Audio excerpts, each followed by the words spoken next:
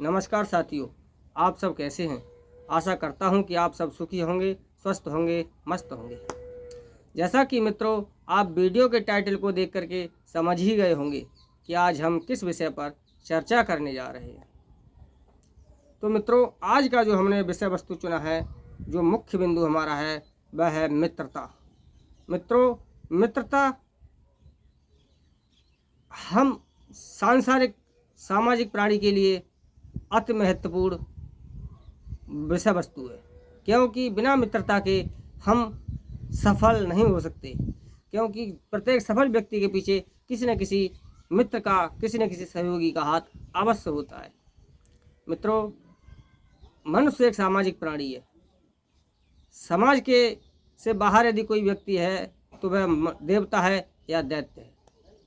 अब मित्रों यदि यह मनुष्य सामाजिक प्राणी है तो समाज के साथ उसे मिलजुल करके ही आगे चलना होगा, और समाज के साथ मिलने जुलने के चलने का कारण है, इसका सीधा सीधा प्रमाण है कि हमें मित्रता करनी होगी। मित्रता इस सांसारिक जीवन में अनिवार्य वस्तु है।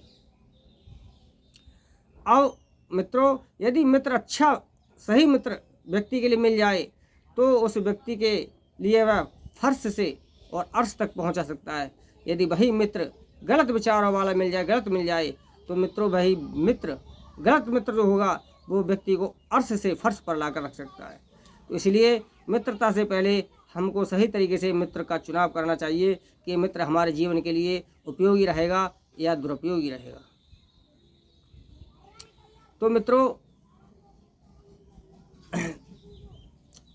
जैसे हम जो रिश्तेदारी नातेदारी करते हैं वह भी हमारी एक मित्रता होती है। जैसे कि मित्रता जब राजा महाराजा किसी के साथ मित्रता करते थे तो कुछ ना कुछ भेंट स्वरूप दे करके तभी मित्रता करते थे। यह एक राजनीतिक मित्रता हुआ करती थी। यह हमारी एक सामाजिक मित्रता है, जहाँ की हम अपनी बेटी का कन्यादान या बहन बेटी का कन्यादान करके उसे वर पक्ष को दे करके तो हम उससे स्थायी मित्रता करते हैं। लेकिन मित्रों इतना सब कुछ करने के बावजूद भी यदि सही मित्र का चयन न हो तो वह मित्रता नहीं चल पाती है। इसलिए हमें आज आपने देखा होगा कि बहुत से नाते रिश्ते टूट रहे हैं। इसका एक मुख्य कारण यही होता है कि सही मित्र का चुनाव न होना। मित्रों इसका मतलब सीधा सीधा है कि हम मित्रता करने में चूक गए, हम सही मित्र का चुनाव नहीं कर पाए, हमसे मित्रता करने में गलती हो गई, हम उनके आचार और विचारों को, उनकी चाल ढाल को नहीं समझ पाए। तो मित्रों मित्रता करने से पहले हमें मित्र के आचार विचारों को अवश्य देखना चाहिए। अब कि वो मित्र हमारे अनुकूल रहेगा या प्रतिकूल रहेगा, ये परिस्थिति हमारी कैसी है। अब मित्रों अब हम इसी पर विस्तार से चर्चा करने चलते हैं। तो इससे पहले मित्रों मैं आपसे एक विनती करना चाहता हूँ कि आप इस वीडियो के लिए पूरा देखें, कतई भी कट ना करें, स्किप ना करें। और आप यदि वीडियो चैनल पर नए हैं तो सबसे पहले आप इस चैनल के लिए सब्सक्राइब ज़रूर कर लें तथा बेल आइकन ज़रूर दबा दें, ताकि आने वाला वीडियो का नोटिफिकेशन सबसे पहले आपको मिले और आप वीडियो को देखें। मित्रों इस चैनल पर हम सभी प्रकार के ज्ञान से ही संबंधित वीडियो बनाते हैं, ताकि आप सभी लोगों के लिए ज्ञानवर्धक हो और सांसारिक जीवन में आप सभी के काम आए, आप अपने जीवन के लिए सफल बना सकें। तो मित्रों अब हम विस्तार से इसी मित्रता संबंधी तथ्य पर विचार करते हैं। यदि आपको ये वीडियो अच्छा लगे तो लाइक शेयर करना ना भूलें। अब मित्रता के संबंध में कि मित्रता कैसे और किस प्रकार के व्यक्ति के साथ की जाए ताकि हमारा जीवन सफल और सुखी बन सके, हमें असफलता का मुंह न देखना पड़े और वह मित्र हमारा आजीवन सहयोगी बना रहे। तो इसके लिए हमें सबसे पहले क्या देखना चाहिए, किसी भी मित्र से मित्रता करने से पहले सिर्फ और सिर्फ हमें उसके आचार विचार को देखना चाहिए। मित्रता हम छोटे व्यक्ति के भी साथ कर सकते हैं, यानी हमसे छोटा हो, हम अपने से बड़े के साथ भी कर सकते हैं। मित्रता हम अपने से निर्धन के भी साथ कर सकते हैं और अपने से अमीर के भी साथ कर सकते हैं, अपने बराबरी वाले के भी साथ कर सकते हैं। मित्रता हम किसी के भी साथ कर सकते हैं, ऐसी कोई भी इसमें रोक टोक वाली, कोई गलत ऊंच नीच वाली बात नहीं है। लेकिन फ़र्क है तो फ़र्क है सिर्फ विचारों का। यदि उससे हमारे विचार मेल नहीं खाते हों, उसके और हमारे विचारों में गहरी असमानता हो तो समझ लीजिए मित्रों कि हमारी मित्रता नहीं चल सकती है। मित्रता हमारी कहीं ना कहीं अवश्य टूट जाएगी। कहीं ना कहीं वही मित्रता हमारी जिसे हमने किसी उद्देश्य पूर्ति के लिए या किसी एक सहयोग की भावना के लिए या किसी आगामी रिश्ते के लिए हमने कोई मित्रता की, लेकिन वही मित्रता हमारी शत्रुता में बदल जाएगी। जिससे हम लाभ की आकांक्षा करते थे, जिससे हम सहयोग की आकांक्षा करते थे, सहयोग की अपेक्षा रखते थे, वही मित्र हमारा शत्रु बन करके हमारे लिए खाई खोदने का काम कर देगा। इसके लिए मैं एक उदाहरण के तौर पे आपको बता रहा हूँ। आपके लिए एक ऐसी कथा सुनाने जा रहा हूँ जिसको सुन करके आप स्वयं समझ जाएंगे कि हमें मित्रता कैसी करनी चाहिए। क्योंकि मित्रों, विसंगत मित्रता, असमान मित्रता कभी भी लाभकारी सिद्ध नहीं हो सकती है। तो मित्रों, कथा का वृत्तांत इस प्रकार से है कि एक बार एक चूहा और बिल्ली में आपस में दोस्ती हो गई। दोस्ती होने के पश्चात बिल्ली चूहे से बोली कि बेटा, बरसात का मौसम आने वाला है, क्यों ना हम कुछ समय के लिए बरसात के मौसम में खाने के लिए अपने खाने दाने का इंतजाम कर लें, ताकि हमारा जो बरसात का मौसम जो आएगा वो आसानी से गुजर सके। चूहे ने कहा कि मौसी, बात तो आपकी बिल्कुल ठीक लगती है। अब दोनों ने आपस में सलाह की और खाने के लिए इधर उधर से इंतजाम करना शुरू कर दिया और इस हौज में अच्छा खासा भोजन इकट्ठा कर लिया ताकि वो अपने बरसात के मौसम को आराम से बिता सके। अब वह आराम से रहने लगे, उनमें दोस्ती निभने लगी, लेकिन सामान्य विचार न होने पर खोट तो आना लाजिमी है। चूहा और बिल्ली की दोस्ती कैसे निभ सकती है भला? बिल्ली के मन में खोट आई और बिल्ली ने चूहे से कहा कि बेटा, मैं अपनी मौसी के गांव में जाना चाहती हूँ। मैंने सुना है कि मेरी मौसी की तबीयत कुछ दिन से खराब है और वह मुझको याद कर रही है। चूहे ने कहा, मौसी ठीक है, आप घूम आइए। अब बिल्ली अपने मौसी के गांव का बहाना करके और उसी हौज के पास जा पहुंची और वहां उसने हौज के पास कुछ दिन आराम से बिताए, खाया पिया और वहीं पर रहने लगी आराम से, क्योंकि वह तो दोनों का इकट्ठा किया हुआ माल था और वह बरसात के लिए एग्रीमेंट था, उनका करार था कि बरसात के मौसम में इसको खाया जाएगा या बांटा जाएगा।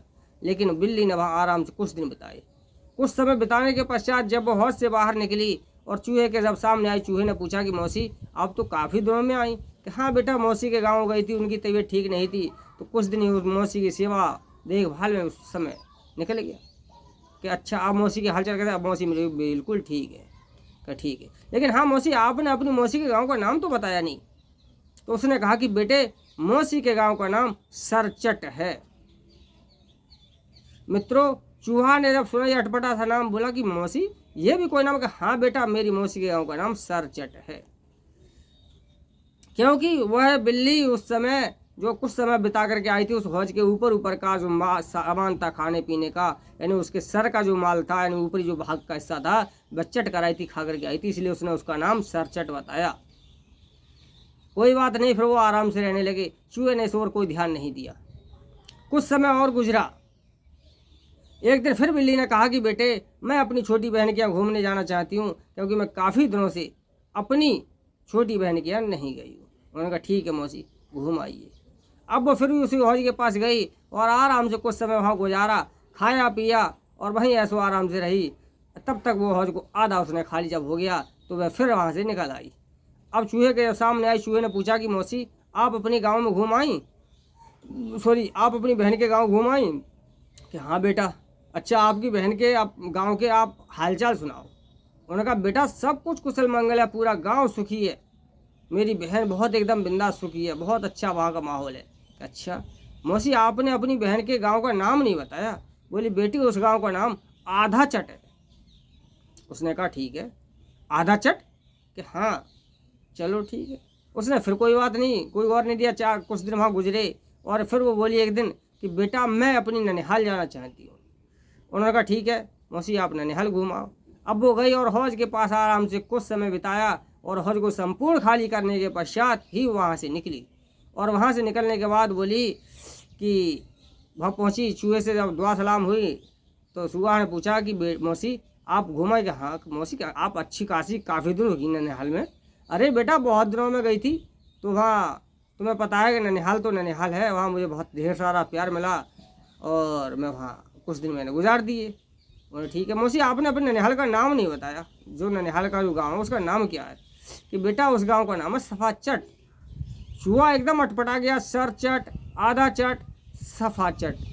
चूहे ने कहा कि मौसी बड़ा अजीब नाम है आपके, नानी के आपकी मौसी के गांव का नाम सरचट, बहन के गांव का नाम आधा चट और नानी ननिहाल के गांव का नाम आपकी सफा चट।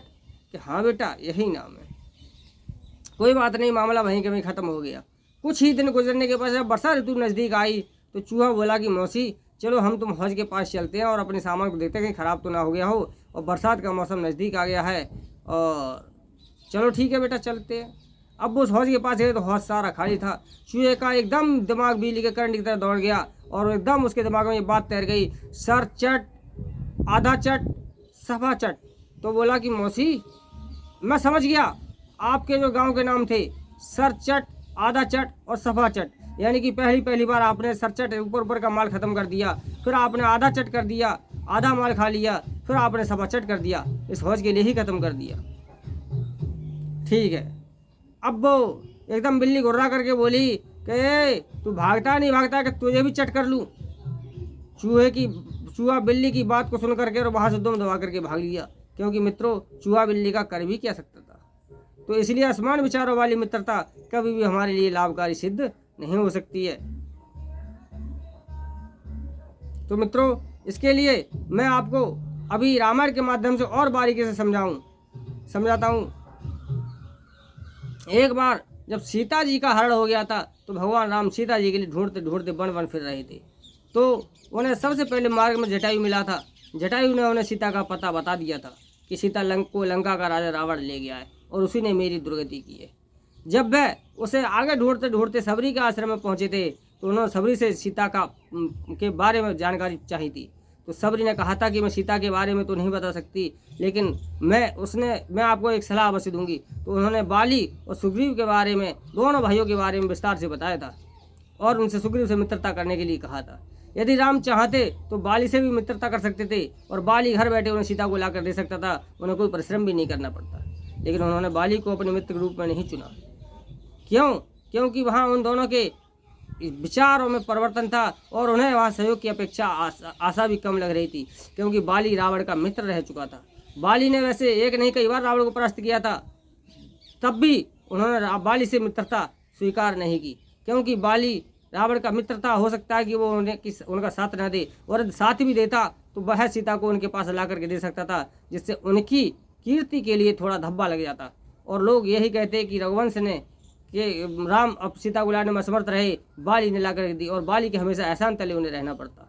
इसलिए उन्होंने सारी बातें सोच समझ करके बाली के साथ मित्रता न करके सुग्रीव के साथ ही मित्रता की, क्योंकि सुग्रीव और राम दोनों एक ही मर्ज के मरीज थे। राम भी नारी के दुख से दुखी थे, सुग्रीव भी नारी के दुख से दुखी था। राम भी राज्य के दुख से दुखी थे, सुग्रीव भी राज्य के दुख से दुखी था। तो दोनों को एक दूसरे की अति आवश्यकता थी। मित्रों मित्रता वहीं चलती है जहाँ एक दूसरे को सहयोग की भावना हो, सहयोग की अपेक्षा हो, एक दूसरे की ज़रूरत हो। इसलिए राम ने और एक दूसरे के विचार मिलते हो, राम ने इसी चीज़ को देखते हुए बाली के बजाय सुग्रीव से मित्रता की और वह मित्रता उनकी कामयाब रही। तो इसलिए मित्रों हमेशा मित्र बनाने से पहले उनके आचार विचारों को देख लेना चाहिए। यदि विचारों में परिवर्तन न हो तो वह मित्रता कभी काम नहीं हो सकती। तो मित्रों आप से उम्मीद और आशा करता हूँ कि आप मेरे द्वारा वीडियो में दी गई जानकारी आपके समझ में अवश्य आ गई होगी, और आपसे उम्मीद करता हूँ कि यदि वीडियो अच्छा लगा हो तो लाइक शेयर सब्सक्राइब अवश्य करें।